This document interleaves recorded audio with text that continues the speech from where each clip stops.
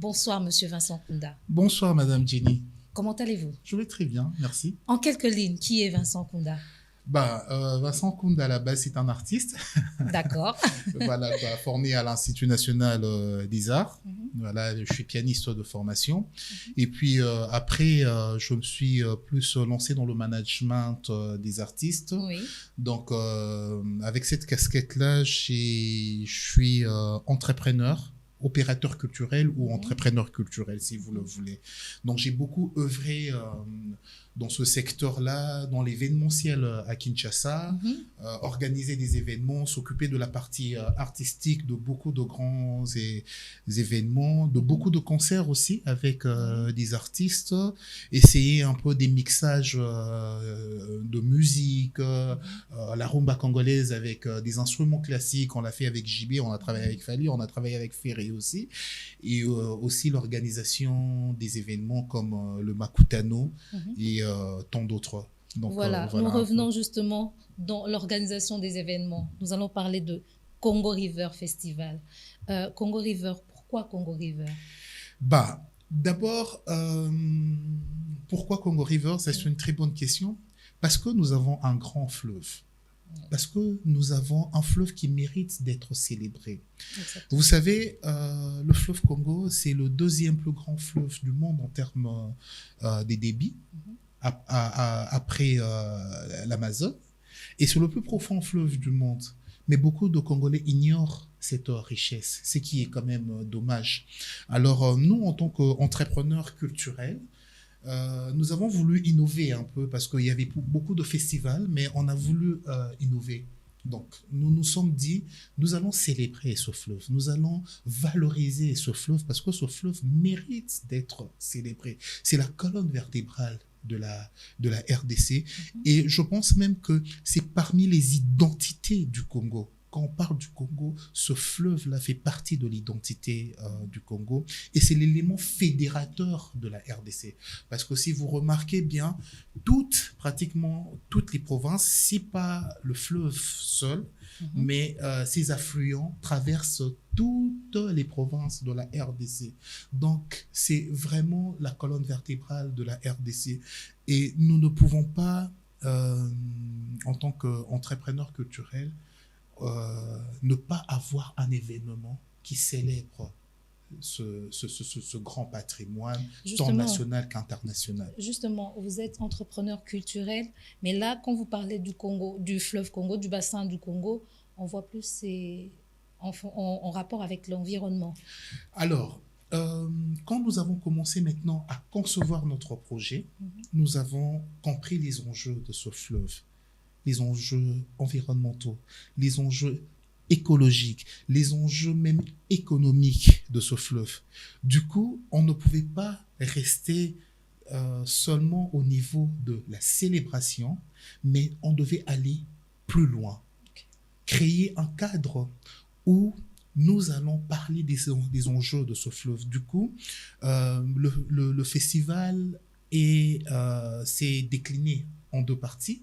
Nous avons la partie festive, où les artistes viennent célébrer le fleuve, mais aussi sensibiliser. Où vous jouez d'ailleurs votre rôle que vous faites si bien, votre rôle de manager artistique. Effectivement. Oui. Mais nous avons aussi créé un cadre parce que nous ne pouvons pas valoriser quelque chose qui est sale, quelque chose qui est pollué. Donc, nous avons créé un cadre qui est la conférence scientifique, où nous parlons des enjeux de ce fleuve, les enjeux dont je vous ai parlé, les enjeux environnementaux, écologiques. Nous avons parlé même de l'économie bleue, parce que Madame Jenny, vous devez savoir que ce fleuve, à lui seul, peut développer ce pays. On parle de développement, mais comment vous allez parler de développement sans énergie?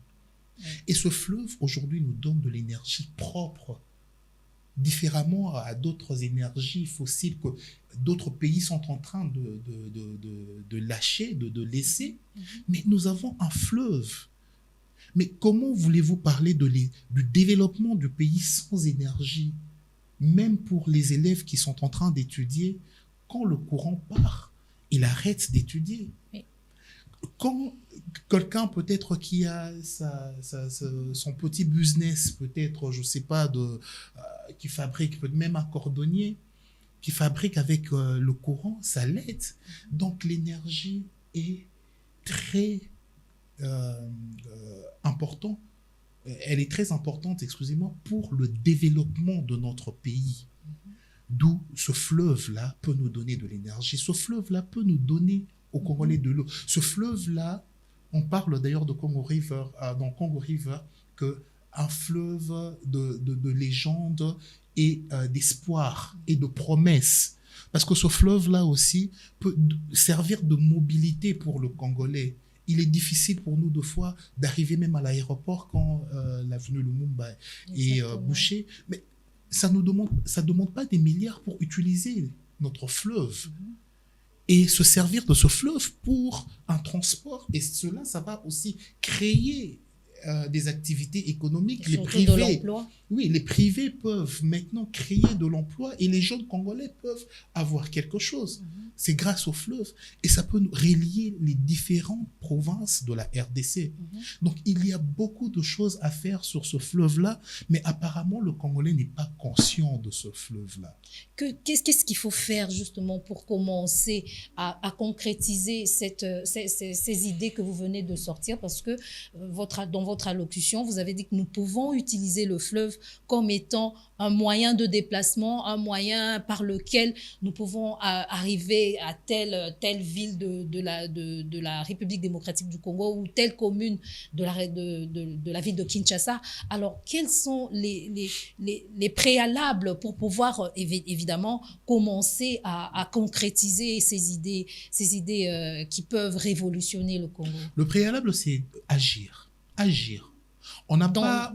Comment agir? Comment faire? Mais voilà, moi, en tant que société civile, en tant qu'entrepreneur culturel, j'ai pas attendu que l'État fasse quelque chose.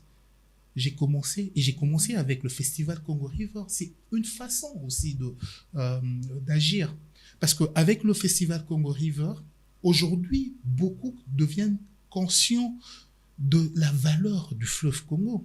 Parce que dans la partie festive, comme je vous avais dit que c'est en deux parties, la partie festive, nous utilisons les artistes comme des vecteurs de sensibilisation au grand public d'adopter des comportements éco-responsables face aux eaux, face aux rivières, face aux fleuves.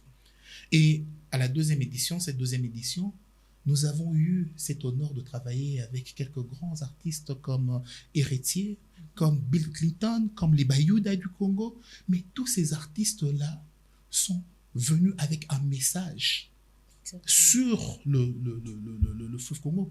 Aujourd'hui, il y a cette pollution des caniveaux, tout ça, du Congolais. Le Congolais ne se gêne plus à jeter des immondices, à jeter du plastique. Vous avez vu, je pense que dernièrement, les pluies qui se sont abattues dans la province de Kinshasa, nous a montré à suffisance que notre situation environnementale est précaire. Et il y a même eu mort d'hommes. Mais tout ça, c'est quoi? C'est à cause de qui? Mais c'est à cause de nous. C'est à cause de nous, les hommes. On vous construit des caniveaux, mais ces caniveaux deviennent des poubelles pour vous. Tu sors de ta maison, ou bien là où tu vends tes sucrés, et tu viens directement déverser ça dans les caniveaux. Et demain, quand l'eau ne passe pas, il y a des inondations. Mais aujourd'hui, il y a maintenant des gens qui sont morts, qui sont décédés à cause de ces pluies. Mais la situation est grave. Nous, en tout cas, je profite de votre émission pour passer le message, même au chef de l'État. De la même façon dont nous prenons la guerre à l'Est, nous devons mener aussi la guerre contre cet incivisme écologique notoire chez les Congolais.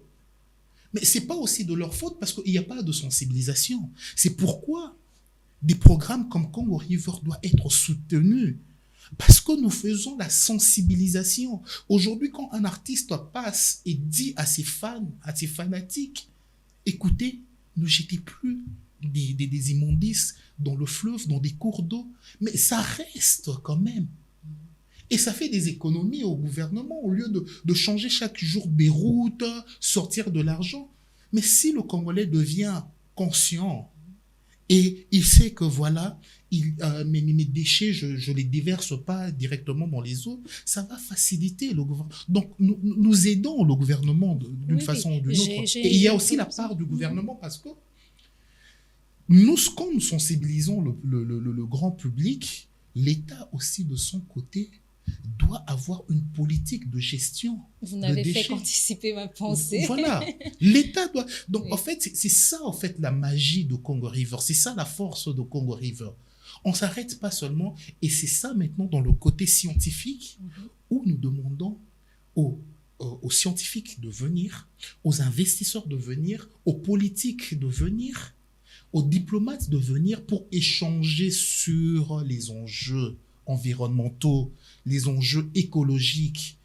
C'est pendant la conférence scientifique. Il y a des ministres qui nous suivent déjà. Donc, je salue d'ailleurs le ministre du Tourisme, le ministre Modero, parce qu'on ne peut pas vendre. Vous savez, si vous allez à Paris, vous voyez la Tour Eiffel, ce n'est qu'un tas de ferraille.